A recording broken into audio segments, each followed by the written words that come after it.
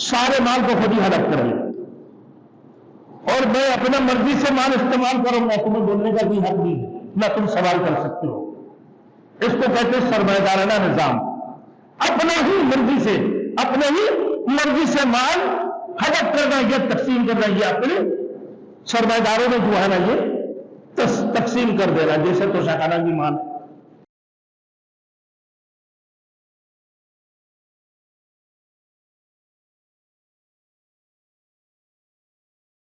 Thanks for watching. Don't forget to like, comment, share and subscribe to Maulana Habibullah Rouhani Official. اب میرے دوستوں یہ سرمایہ دارانہ نظام کو قائم کرنے کی وجہ سے میرے دوستوں ملک کے اندر بادشاہ اور ڈکٹیٹر اپنے آپ کو غیر مسئول سمجھتے ہیں کہ کوئی سوال ہی نہیں کرو، ہمیں پوچھو نہیں میں کیا کر رہا مال کا، تو پوچھنے والا ہوتا کون ہے؟ اگر کچھ چیخنا شروع کر دی تو بولے اس کو بند کرا دو، کسی بھی صورت سے سارے مال کو خود ہی ہڑپ کر لیں اور میں اپنا مرضی سے مال استعمال کروں گا، تمہیں بولنے کا کوئی حق نہیں ہے، نہ تم سوال کر سکتے ہو۔ اس کو کہتے ہیں سرمایہ دارانہ نظام، اپنے ہی مرضی سے مال ہڑپ کرنا، یہ تقسیم کرنا، یہ اپنے سرمایہ داروں میں جو ہے نا یہ تقسیم کر دینا، جیسے تو شاکانہ کی مال۔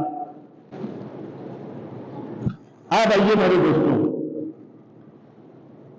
اللہ رب العزت کا جس مالک الملک کے انسانی کو اتخاذ زر کی اجازت ملی، یعنی خود مختار، اپنے ملک کی جتنی مال ہے تمام مالوں کے اوپر خود قبضہ کر لینا، اللہ نے اس کو پسند نہیں کیا، بلکہ اللہ رب العزت براہ راست اس کا قبضہ اپنا ہاتھ میں رکھے ہیں۔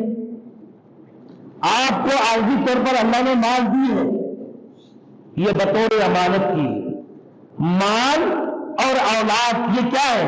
بطور امانت کی ہے۔ اب میرے دوستوں دیکھو کہ اللہ رب العزت کی قدرت کے اندر جو ہے وہ کیا ہے بھائی کہ مثلاً ہوا ہے، فضا ہے، سورج ہے، چاند ہے، ستارہ ہے، بارش، دریا، سمندر وغیرہ، یہ تمام تر چیزیں ہیں، اس سے سب لوگ فائدہ اٹھاتے ہیں، غریب ہو یا امیر ہو، مسکین ہو یا یتیم ہو، ان ساری چیزوں سے پورے دنیا کی کائنات کی تمام تر لوگ فائدہ اٹھاتے ہیں،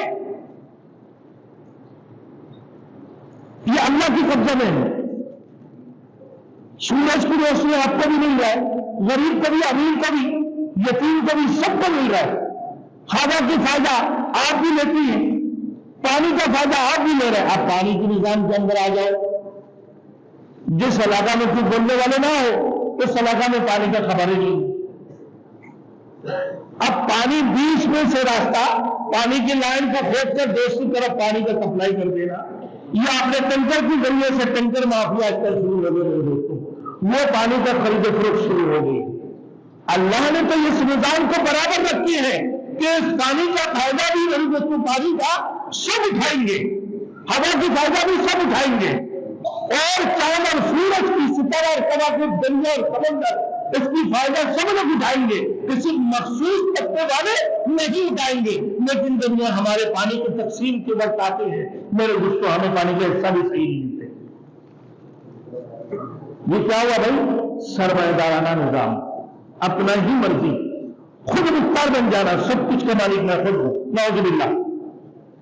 اللہ نے یہ اس چیز کو پسند نہیں فرمایا۔ اسی طریقے سے میرے دوستوں اس میں سے کیڑے مکڑے سب چیزیں فائدہ اٹھاتے، اللہ کی تمام مخلوقات فائدہ اٹھا رہے ہوتے ہیں۔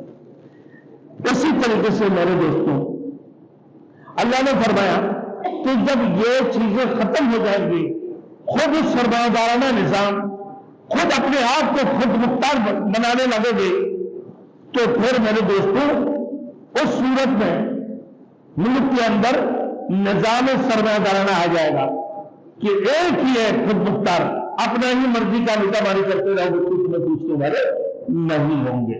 اللہ کے نزدیک یہ چیزیں پسند نہیں ہے کہ میرے دوستوں اسی طریقے سے ارتقاء زر، یعنی خود مالک بن جانا، جس کو سوشلزم کی راستہ ہموار کر دینا.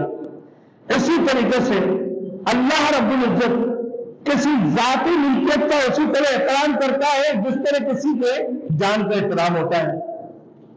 شخصی ملکیت، آپ مالدار ہو بھائی، آپ نے محنت کر کے مزدوری کر کے تجارت کر کے مال کمایا، اللہ آپ کے اس مال کی احترام کرتے ہیں جیسے آپ کی جان کی احترام کرتے. آپ کی جان ہے، کوئی انسان اپنی جان کی احترام کرتے ہیں، اسی طریقے سے اس کی مال کا بھی احترام کرتے ہیں. جب اللہ نے اس کو مال دیے پھر اس میں زکات بھی ہے، پھر اس میں صدقات بھی ہے، اس میں حج بھی آیا، اس میں قربانی بھی، یہ سب چیزیں شامل ہیں.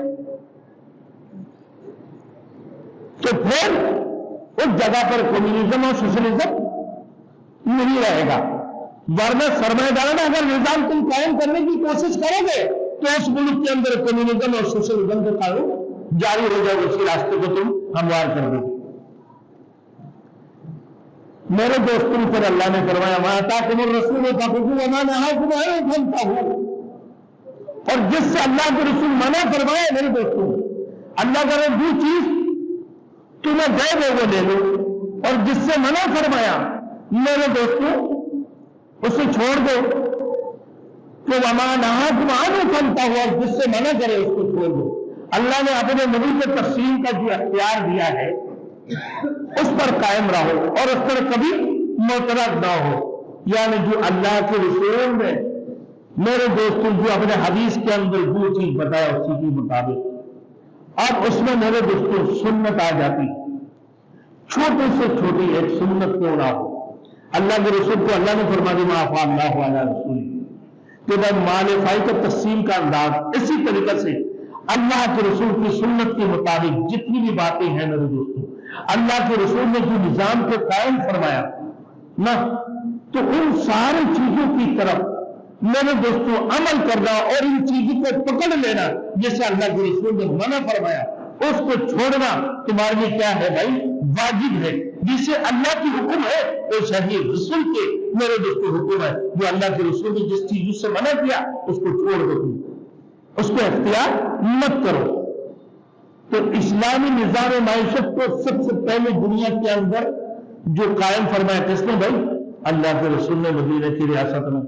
اب لوگ مدینہ کی ریاست کی مثال تو دیتے ہیں لیکن مدینہ کی ریاست کی جسے عمل نہیں کرتے ہیں، صرف اپنی زبان ہے، زبان سے استعمال کرتے ہیں، عمل کے اندر کچھ نہیں کرتے ہیں. میرے دوستو یہی تو ہمارے ملک کی نظام ہے. بیت المال کا مال خود کھا جائے اور کوشاخانہ کا مال خود کھا جائے. میرے دوستو آپس میں جو ہے سیاستدان تقسیم کر لے اور نچلی طبقے تک جب نہیں پہنچے گا میرے دوستوں تو سرمایہ دارانہ نظام قائم ہو جائیں گے. جب سرمایہ دارانہ نظام قائم ہو جائیں گے تو ملک کے اندر کمیونزم اور سوشلزم میرے دوستوں ان کا راہ کو تم نے کیا کر دیا؟ ہموار کر دی ہے. تو پھر مالدار نہیں رہے گا. میرے دوستوں وہ جو اللہ جس کی مال کو احترام کرتے ہیں اس کی حصے میں زکات اور صدقات رکھی ہے اور جس کی حصے میں اللہ رب العزت نے قربانی اور حج کو رکھتے ہیں تو پھر وہ مالدار نہیں رہے گا. سب کو برابر حصہ ملے گا. میرے دوستوں کام کرو یا نہ کرو جو بھیجے ہوئے ہوں گے اس کو بھی برابر کے حصہ ملے گے اور جو محنت کریں گے اس کو بھی برابر حصہ ملے گا. تو جو محنت کرنے والے ہیں اس کی اپنے ہی محنت کے مطابق اس کو حصہ ملنا چاہیے. لیکن سوشلزم اور کمیونزم اس سے منع کرتا ہے کہ تم جتنا بھی کماؤ، جتنا بھی محنت کرو، جتنا بھی مزدوری کرو تو یہ کمیونزم کے نظام ہوگی تو پھر سب کو برابر مال ملے گا جو اسلام کے خلاف ہے. یہ انتہائی کبھی عادت ہے.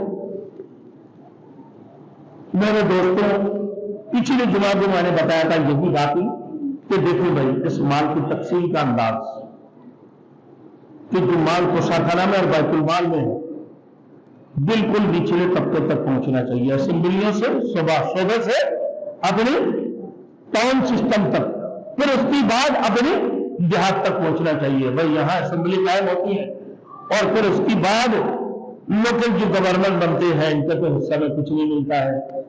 اور پھر بجٹ کے اندر میرے دوستوں کیا ہونا چاہیے کہ ملک کی اللہ کی جو حصہ ہوگا مسجد اور مدارس کی حصہ سب سے پہلے نمبر آنا چاہیے.